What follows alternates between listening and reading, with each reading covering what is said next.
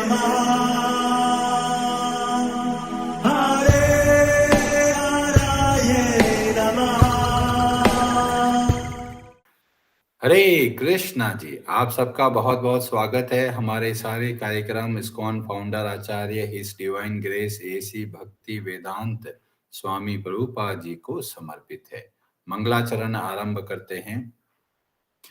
ओम नमो भगवते वासुदेवाय, ओम नमो भगवते वासुदेवाय, ओम नमो भगवते वासुदेवाय। ओम अज्ञानतिमिरान्धस्य ज्ञानाञ्जनशलाकया चक्षुरुन्मीलितं येन तस्मै श्रीगुरवे नमः।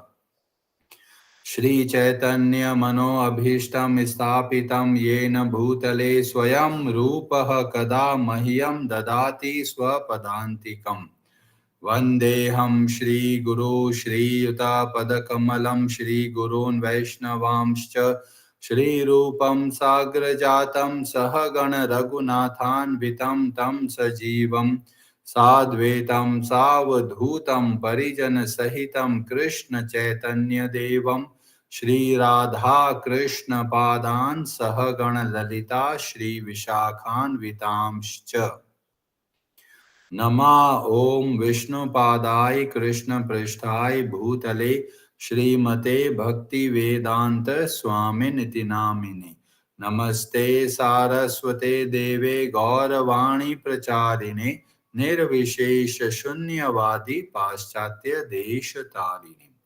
नमो महावदन्याय कृष्ण प्रेम प्रदायते कृष्णाय कृष्ण चैतन्य नाम्ने गौरत्विषे नमः। हे कृष्ण करुणा सिंधु दीन बंधु जगतपते गोपेश गोपिका कांत राधा कांत नमोस्तुते। तप्त कांचन गौरांगी राधे वृंदावनेश्वरी वृषभानुसुते देवी प्रणमामि हरिप्रिये। वाञ्छाकल्पतरुभ्यश्च कृपा सिन्धुभ्य एव च पतितानां पावनेभ्यो वैष्णवेभ्यो नमो नमः। जय श्री कृष्ण चैतन्य प्रभु नित्यानंद श्री अद्वैत गदाधर श्रीवासादि गौर भक्त वृंद। हरे कृष्ण कृष्ण कृष्ण हरे हरे, हरे राम राम राम हरे हरे। कार्पण्य दोषोपहत स्वभाव पृच्छामि त्वां धर्म सम्मूढ़ चेताः यच्छ्रेयस्या निश्चितं ब्रूहि तन्मे शिष्यस्ते अहं शाधि मां त्वां प्रपन्नम्। हरे कृष्णा जी, भगवद गीता अध्याय 2 श्लोक नंबर 33 और 34 दो श्लोकों का अध्ययन करेंगे। पहले श्लोक नंबर 33 ब्रजेश्वरी जी आप पढ़ेंगे संस्कृत। हरे कृष्ण। अथ चेत्त्वम् इमं धर्म्यं संग्रामं न करिष्यसि तथा स्वधर्मं कीर्तिं च हित्वा पापम् अवाप्स्यसि। हरे कृष्ण। हरे कृष्णा। अथ अतः चेत यदि तुम इमम इस धर्म्यम धर्म रूपी संग्रामम युद्ध को नहीं करिष्यसि करोगे, ततः तब स्वधर्मम अपने धर्म को, कीर्तिम यश को, च भी हित्वा खोकर, पापम पाप पूर्ण फल को, अवाप्स्यसि प्राप्त करोगे। किंतु यदि तुम युद्ध करने के अपने स्वधर्म को संपन्न नहीं करते, तो तुम्हें निश्चित रूप से अपने कर्तव्य की उपेक्षा करने का पाप लगेगा और तुम योद्धा के रूप में भी अपना यश खो दोगे। अगला श्लोक, श्लोक नंबर 34। हरे कृष्ण। अकीर्तिं चापि भूतानि कथयिष्यन्ति ते अव्ययाम् संभावितस्य च कीर्तिः मरणादतिरिच्यते। हरे कृष्ण। हरे कृष्णा। अकीर्तिम अपयश्च भी अपि इसके अतिरिक्त भूतानि सभी लोग कथयष्यन्ति कहेंगे, ते तुम्हारे अव्ययाम सदा के लिए संभावितस्य सम्मानित व्यक्ति के लिए च भी अकीर्तिः अपयश अपकीर्ति मरणात् मृत्यु से भी अतिरिच्यते अधिक होती है। लोग सदैव तुम्हारे अपयश का वर्णन करेंगे और सम्मानित व्यक्ति के लिए अपयश तो मृत्यु से भी बढ़कर है। हरे कृष्णा जी। भगवान श्री कृष्ण किस तरीके से अर्जुन को समझाते हैं वो हमारे लिए बहुत प्रेरणादायक है। पहले के श्लोकों में भगवान श्री कृष्ण बोलते हैं अगर युद्ध करोगे तो क्या फल मिलेगा।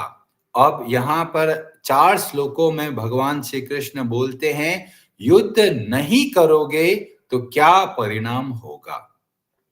हम भी अगर किसी को सिखाना चाहते हैं, कई लोग भक्ति में शुरू में आते हैं तो पहले उनको ये सिखाना है कि उनको क्या करना है, ये नहीं बोलना है कि क्या नहीं करना है। जैसे कई लोग आते हैं मंदिर में तो बोल देते भाई लहसुन प्याज छोड़ना पड़ेगा, तो लोग घबरा जाते हैं। तो हमें ऐसा नहीं करना है। पहला हमारा दायित्व है कि जो अच्छा कार्य करना चाहता है उसको प्रेरणा देनी है, उसको बढ़ावा देना है। जैसे कोई भक्ति में आरंभ करता है तो सबसे पहले बोलना है आप 1 माला का जप कीजिए, तो क्या है बड़े आराम से वो व्यक्ति सुनता है, समझ सकता है। तो पर अगर मना करेंगे ये मत करो ये मत करो तो वो घबरा जाता है। तो भगवान श्री कृष्ण के ऐसे शब्दों से हमें प्रेरणा मिलती है कि हमको जब कुछ बात समझानी है किस तरीके से समझाना है। तो हमारे जीवन में भी बहुत सारी ऐसी स्थिति आएगी जब आपको किसी को कुछ सिखाना है तो आप इस बात का ध्यान रखें पहले अच्छे कार्य के लिए उनको प्रेरणा देनी है, उनको उत्साह बढ़ाना है कि आप अच्छा कार्य कीजिए। और जब वो अच्छा कार्य अच्छे से करने लगे तब धीमे धीमे बताइए कि जो जो गलत कार्य है उसको नहीं करना है। तो यहाँ पर हमें भगवान श्री कृष्ण के इन शब्दों से सीखने को मिलता है। और यहाँ पर एक बहुत अद्भुत बात भगवान श्री कृष्ण बोलते हैं कि जो सम्माननीय व्यक्ति है अगर उनका अपयश होता है तो वो मृत्यु से भी बढ़कर है। अभी कई लोग ऐसे होते हैं जो सोचते हैं अरे भगवत गीता तो सिखाती है चाहे मान मिले चाहे अपमान मिले दोनों में समान भाव रखना है। पर यहाँ पर भगवान श्री कृष्ण का उपदेश अगर हम देखते तो हमें समझ में नहीं आ रहा। भगवान जो सम्माननीय व्यक्ति के लिए इतना बोल रहे हैं कि अगर उनका अपयश होगा तो वो मृत्यु से भी बढ़कर है। तो यहाँ पर एक ऐसे सम्मान की बात की जा रही है जो भगवान प्रेरणा दे रहे हैं। अभी कई बार हमें लोग भ्रमित हो जाते हैं कि अभी हमें अपना सम्मान रखना है या नहीं रखना है। क्यों? क्योंकि आगे चल के भगवान बोलते हैं मान और अपमान में समान रहना है। तो ये बहुत जरूरी है शास्त्रों को सूक्ष्मता से अच्छे से अध्ययन करना है।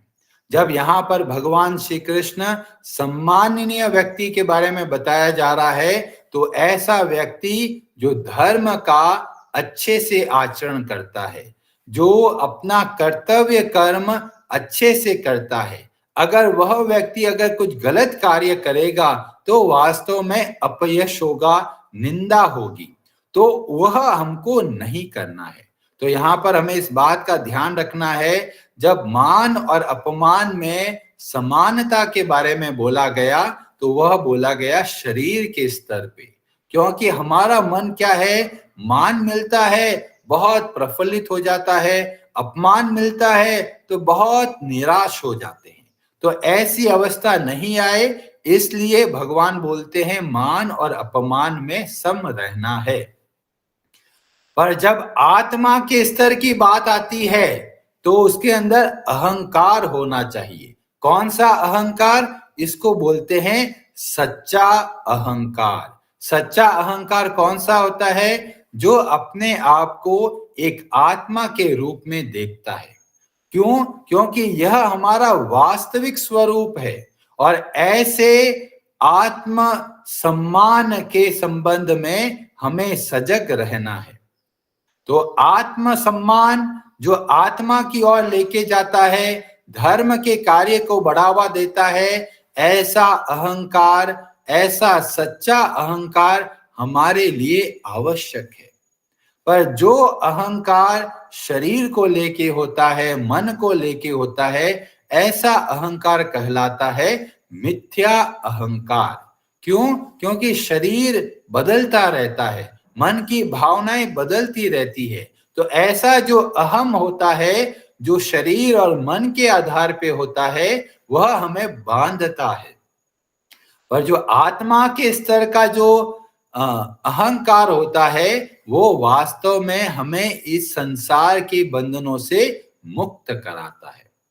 अब कैसे पता करें कि हमारे अंदर कौन सा वाला अहंकार है?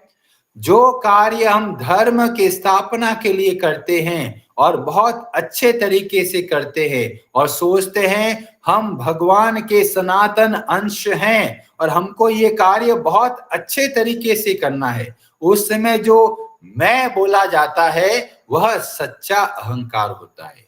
जो अहंकार में हम दूसरों से इच्छा करते हैं कि ये मेरा सम्मान क्यों नहीं कर रहा, जो दूसरों से पाने की इच्छा करता है, वो शरीर और मन के आधार पे होता है। जब करने का भाव है, उसके अंदर सम्मान रखना है, और जब लेने का भाव है, उसमें मान और अपमान दोनों में समान रहना है। जैसे अगर पुलिस वाला है, पुलिस की वर्दी पहनता है और अगर वो गलत कार्य करता है तो सोचेगा अरे मैं गलत कार्य क्यों कर रहा हूं। तो उस समय उसकी वेशभूषा, उसका जो आचरण है, वो उसको प्रेरणा देता है कि तुम्हारे अंदर एक कर्तव्य कर्म है, तुम अपने कर्तव्य कर्म से अलग नहीं जाना है। ऐसे ही भगवत गीता हमको प्रेरणा देती है आत्मसम्मान का। क्या आत्मसम्मान है? हम भगवान के सनातन अंश हैं, हमको गलत कार्य शोभा नहीं देता। गलत कार्य करने के लिए भाग रहे हैं, तुरंत अपने मन को रोकना है, ये हमारे लिए उचित नहीं है। ऐसा आत्मसम्मान हमारे अंदर होना चाहिए। पर जब भी भोगों के पीछे भागते हैं और मन बोलता है मजा करते हैं, ऐसे समय में आत्मसम्मान का स्मरण करना है। तो बहुत अंतर है, एक होता है घमंड और एक होता है सम्मान। उसमें भी जो आत्मसम्मान है वो बहुत जरूरी है, क्योंकि आत्मसम्मान हमको बताता है कैसे हमको कार्य करना है। और हर एक व्यक्ति के अंदर खुद का आत्मसम्मान होना है कि मैं भगवान का सनातन अंश हूं, मुझे वो सब कार्य करना है जो मुझे धर्म के लिए आगे बढ़ावा दे। और ऐसा आत्मसम्मान पाने के लिए हमको यथासंभव प्रयास करना है। और ये आत्मसम्मान इसीलिए भी जरूरी है कि हम जो कार्य कर रहे हैं उसका क्या होगा, जो प्रभाव है भगवान की छवि पे पड़ेगा। मतलब अगर कोई भक्त गलत कार्य करता है तो सोचते हैं देखो भगवान के भक्त ऐसे काम कर रहे हैं, तो इसलिए हमारे ऊपर बहुत बड़ी जिम्मेदारी है। जब हम दूसरों के साथ व्यवहार करते हैं, इस बात का ध्यान रखना है हम भगवान को अपने हृदय में धारण करके रखे हैं, और इसीलिए हमारा आचरण जो है धर्ममय होना है। वो सारे कार्य अच्छे से करने हैं जो हमें धर्म की ओर लेके जाता है, जो बाकी लोगों को धर्म की प्रेरणा देता है।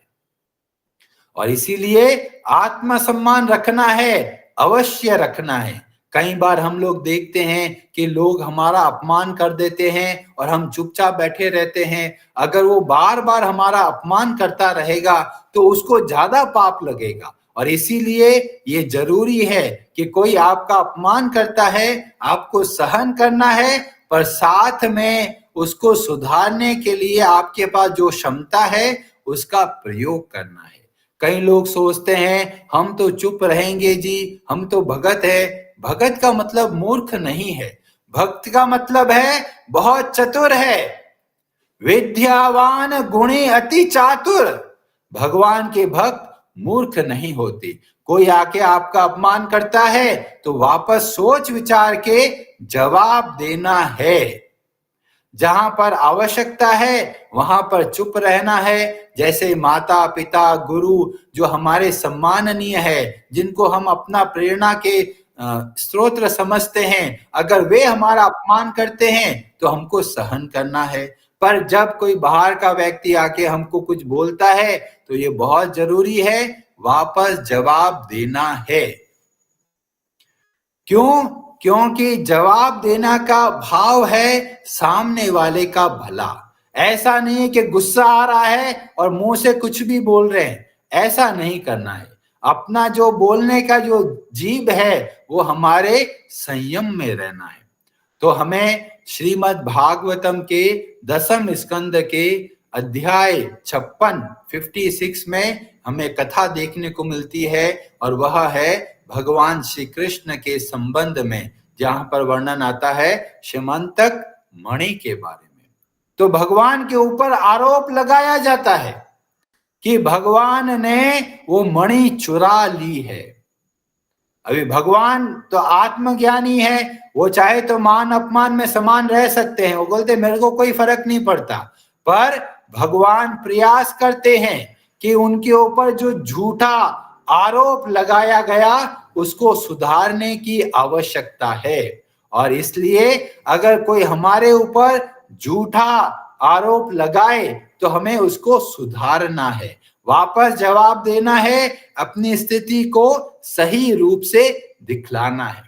तो मान अपमान कहां पर सम रहना है, कहां पर सम नहीं रहना है, ये सूक्ष्म लाइन है जो हमें पता चलता है जब हम भक्तों से डिस्कस करते हैं। और इसीलिए जितने भी बड़े बड़े जो राजा लोग होते थे वो नियमित रूप से अपने गुरु से परामर्श लेते थे, शिक्षा लेते थे कि ऐसी परिस्थिति में मुझको क्या करना है। जो लोग सोचते हैं हमको तो सारा ज्ञान है, हम जो पता है हम तो कैसे करना है, ऐसे लोग अंधेरे में रहते हैं। इसीलिए हर व्यक्ति को चाहिए कि वो किसी न किसी के अंतर्गत, उनके अंडर में रहकर शिक्षा लेनी है, और शिक्षा जीवन भर चलती है। हम लोग देखते हैं श्रीमद् भागवतम में जो देव ऋषि जो नारद जी है वो जब आते हैं और मिलते हैं वेद व्यास जी से, तो वेद व्यास जी प्रश्न करते हैं। कई लोग बोलते हैं अरे वेद व्यास जी तो भगवान का अवतार है, सारे पुराणों की रचना करी है, उनके तो सब संदेह दूर हो जाना चाहिए। तो जो वेद व्यास जी है वे भी प्रश्न करते हैं, और उनके गुरु देव ऋषि नारद जी फिर उनको समझाते हैं। तो सीखने की कोई आयु नहीं है। कहीं ये नहीं सोचे जी हमको तो बहुत ज्ञान है, मैं खुद सब कुछ कर लूंगा। ऐसा करना ये झूठे अहंकार की निशानी है, और ये बहुत जरूरी है। सदैव हमें भक्तों के अंतर्गत रहकर शिक्षा लेनी है। चाहे आप कितने भी उच्च कोटि के भक्त हो, हमको चाहिए कि हम किसी न किसी भक्त के अंतर्गत कार्य करें, जैसा वो बोले वैसा करने का प्रयास करना है। हरे कृष्णा जी, आप सबका बहुत बहुत धन्यवाद। हरे हरे नमः।